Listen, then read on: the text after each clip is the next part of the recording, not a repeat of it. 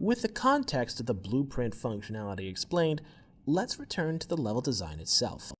The player begins the game in a small room that is meant to invoke a starting point of a laboratory.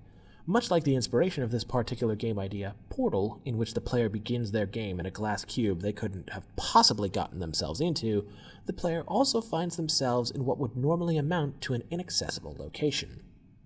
In this particular case, this room is meant to evoke the feeling of having emerged from a test tube or a cryopod of some description.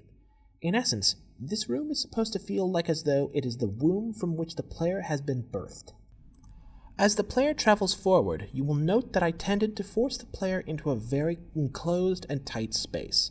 This is only further enhanced by the closing of the doors behind the player, as it emphasizes that the only way a player can go is forward. Once the player has acquired their magnet gun, they are able to affect their environment more directly by moving the previously immobile blue blocks out of the way. This leads them to another blockade, this time of green blocks, which they can choose to either push manually out of their way or force out of their way using the magnet gun. Unlike the previous blockades the player has removed before, this leads the player to emerge into a wide open space, suggesting there is far more to be done than simply traverse tight hallways. There is an intended feeling of pressure relief as the claustrophobic hallways are left behind them and eventually sealed off.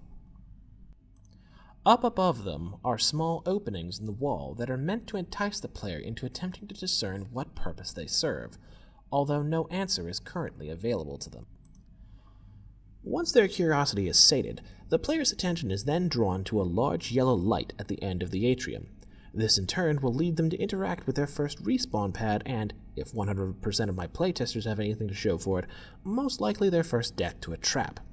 Additionally, this first death occurs so close to their first respawn pad that the failure of noticing the trap is liable to be brushed off harmlessly with a chortle about the big and glaringly obvious red object looming above them, allowing the player to fail in a harmless and informative fashion. Proceeding directly from here, the player enters their first challenge room. Before this, the object was obvious and clear. Walk here, push this, pull that. Yet now the player enters a room with a jumble of colored boxes in their way, and, optimally speaking, the knowledge of how to move them out of their way. After a little bit of trial and error, and maybe a teleport or two if they've managed to jam themselves in a corner, the player will be able to exit the room otherwise intact due to no traps being present in the first room.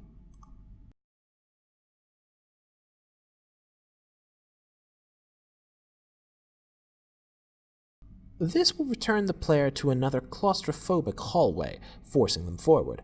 However, on their way to the next challenge room, they will come upon a window that looks down upon the atrium they previously traversed, with the intention of giving them a sense of accomplishment. The pattern of play then proceeds from here in a relatively familiar fashion, with doors continuing to seal the player off from going backwards, and challenge rooms testing their creativity. The second room contains the return of traps, 3 of them to be precise, along with the inclusion of elevation. In this room, the player is given a number of blocks with which they can fill in the small ravine in order to cross to the other side. The yellow light that indicates their intended objective is more apparent in this room, and marks a clear objective for the player to reach to. Aside from the ravine, this room is very straightforward. Avoid the red pads, move the blocks out of the way, and leave.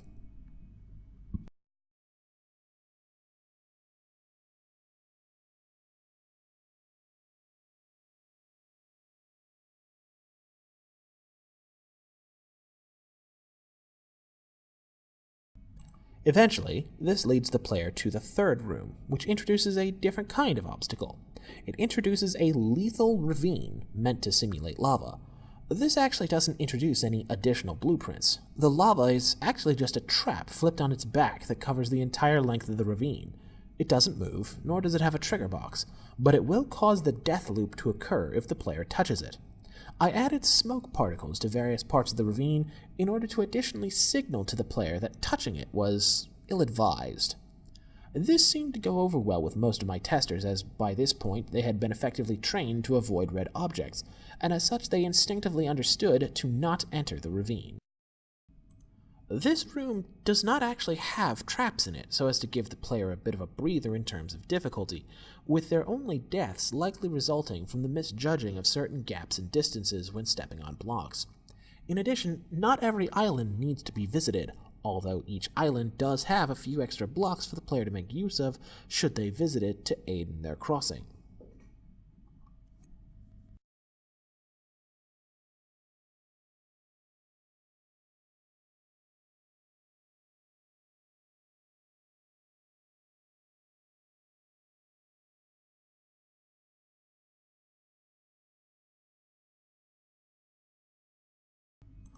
This in turn takes the player to the final claustrophobic hallway, winding them through to their final challenge room.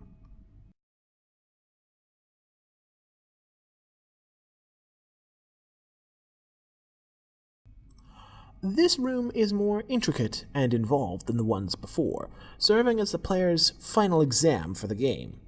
Incidentally, this is also the room that received the least testing, being completed only about 15 minutes before the class's game test and play party at the beginning of December.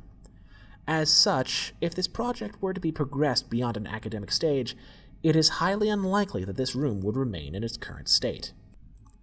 Ultimately, regardless of its current level of polish, the purpose of this room is clear. All of their skills and game knowledge will be tested here. Not only is the ravine made of lava, but there are numerous traps present as well. In addition, there are fewer blocks to work with here than in the other rooms, making the crossing quite perilous. Still, if I had to theorycraft what a finished version of this particular room might look like, it may be worth considering a much larger expansion, perhaps including multiple respawn paths, non-lethal traps, respawning cubes, or other additional ideas of the nature. In truth, a finished version of this room will probably end up looking absolutely nothing like the room currently looks.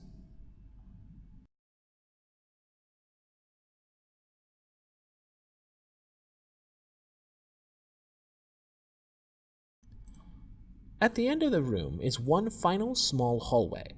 Although I didn't end up defining it much given the time spent on the complex itself, the implication of this emergence into the sunlight is that the player has escaped the maze successfully and is now free. Free to do what? I haven't the foggiest idea, but they're now definitely free of the facility. This concludes my project for DES 205, level design and scripting. Have a pleasant holiday season!